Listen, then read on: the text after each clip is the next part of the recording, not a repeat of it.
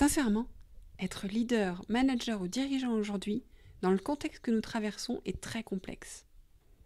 On attend de lui qu'il nous donne de l'énergie, suscite la confiance, tout en étant authentique, en acceptant et reconnaissant sa vulnérabilité.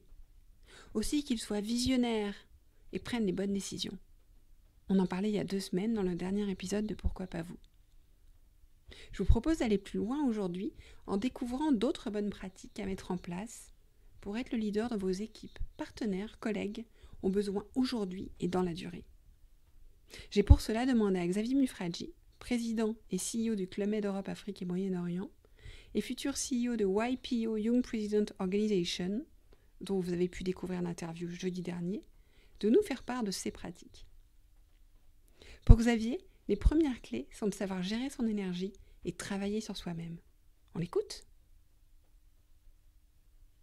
Dans cet extrait, Xavier mentionne le flow state, un état mental que les sportifs de haut niveau parviennent à atteindre et qu'il recommande dans le milieu professionnel quand il s'agit de prendre des décisions importantes.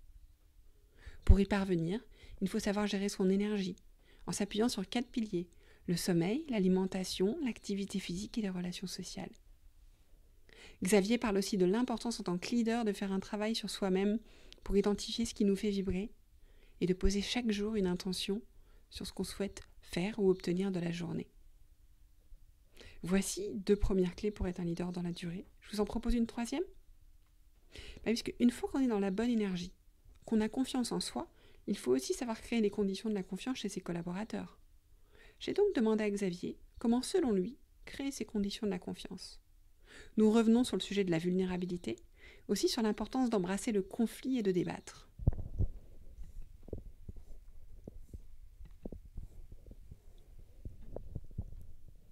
Inspirant et très actionnable, je trouve.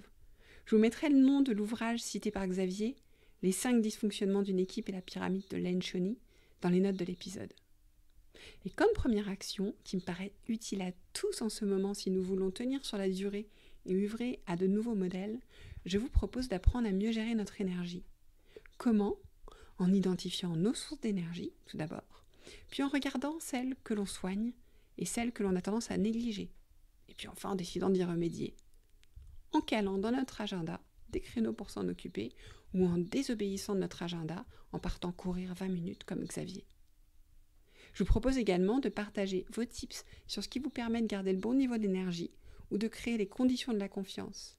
Je suis toute oui, partagez-les sur le groupe LinkedIn L'entreprise de demain ou encore sur Instagram. À bientôt!